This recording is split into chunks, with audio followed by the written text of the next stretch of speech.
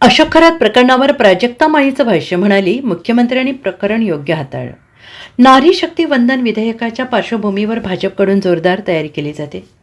विविध सामाजिक संघटनांच्या वतीनं देशासह राज्यातील अनेक भागात समर्थन देण्यासाठी रॅलींचे आयोजन केलं जाणार आहे. सोबतच सर्वपक्षीय गाठीभेटी देखील घेतल्या जात आहेत. मुख्यमंत्री देवेंद्र फडणवीस दादर येथील नारी शक्ती महिला संमेलनाला उपस्थित राहिलेले. नारी शक्ती विचारमंच या सामाजिक संस्थेकडून कार्यक्रमाचे आयोजन करण्यात आलेलं. मुख्यमंत्री देवेंद्र फडणवीस यांनी नारी शक्ती वंदन विधेयकासंदर्भात महिलांना संबोधित केलं. मुख्यमंत्र्यांसोबतच या कार्यक्रमासाठी बॉलिवूड अभिनेत्री रवीना टंडन, मराठी अभिनेत्री प्राजक्ता माळी आणि फॅशन डिझायनर अर्चना कोचर उपस्थित होत्या. मराठी अभिनेत्री प्राजक्ता माळी बोलताना म्हणाली की नारी शक्ती वंदन अधिनियमाला समर्थन देण्यासाठी आपण इथे आलेलो आहोत. मला अभिमान वाटतोय की मी महाराष्ट्रात जन्मास आले. सध्या सरकारकडून भगीरथ प्रयत्न या अधिनियमासाठी होत आहेत. याबद्दल पंतप्रधान नरेंद्र मोदी यांचे खूप खूप अभिनंदन. मी याआधी काही वर्ष जन्मले असते तर कठीण होतं, मला जमलंच नसतं. काही वर्षाआधी महिलांचे मोठे हाल होते, मात्र आता काही वर्षात महिलांना पुढे आणण्यासाठी अनेक योजना आणि अनेक प्रयत्न झाले आहेत. महिलांना उज्ज्वल भविष्य मिळावं यासाठी आपण झटलं पाहिजे. समान हक्क अधिकार द्या हा नारा आहे. मी मागणी चुकीचीच आहे, सनातन धर्माने ते आपल्याला दिलेलंच आहे. आता यासाठी झगडा करावा लागतोय, ठीक आहे, तो काही प्रमाणात असेलच. आपण आता राखेतून फिनिक्ससारखं उभं राहता आलं पाहिजे. मागण्या मान्य करणं, आवाहन करणं यापेक्षा स्वतःला सिद्ध करणं हा मला नारा वाटतो. प्रत्येक नारी शक्ती ती शक्ती आहे, तिला सजग करायचं आहे आणि पुढे न्यायचं आहे, असं प्राजक्ता माळी हिने म्हटलेलं आहे. आणि आज मला हे देवेंद्रजी यांच्या समोर बोलताना फार आनंद होतोय, कारण महिलांचा सन्मान कसा करावा, त्यांना आदर कसं द्यावा, कसं वागावं याचं मूर्तिमंत उदाहरण ते स्वतः आहे.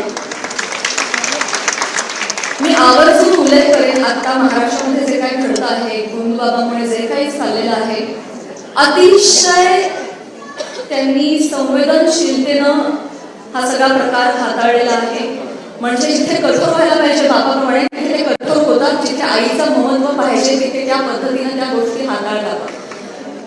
त्याचबरोबर ते जेव्हा जेव्हा माईक समोर बोलतात, स्पेशली जेव्हा जेव्हा आपण त्यांना टीव्हीवर ऐकतो, पाहतो, त्यांच्यावर कितीही चिखलफेक होत असली आणि कितीही ट्रोलिंग होत असलं तरी देखील त्यांच्या वाणीतून कधीही चुकीचा शब्द बाहेर पडलेला मी आज काय ऐकलाय, कधीच ऐकला. अहो, चुकीचा शब्द सोडा, त्यांचा सूर सुद्धा कधीही ढळलेला मी पाहिलेला नाही. तर ही अतिशय महत्वाची बाब आहे. मला असं वाटतं महाराष्ट्रातल्या प्रत्येकाने त्यांच्याकडून प्रेरणा घेतली पाहिजे आणि त्यांच्यासारखं बोलायला शिकलं पाहिजे.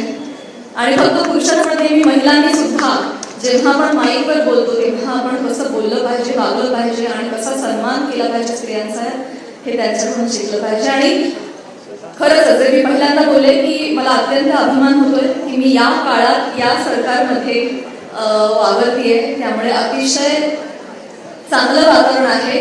आपण यासाठी प्रयत्न करूया, भविष्यामध्ये नारी शक्ती विचार मंथनाची आवश्यकता पडणार नाही. आपण वेगळ्या विषयांवर मंथन करूया, यासाठी आपण आता प्रयत्नशील राहूया आणि त्या दिशेने प्रवास करूया असं मला वाटतं.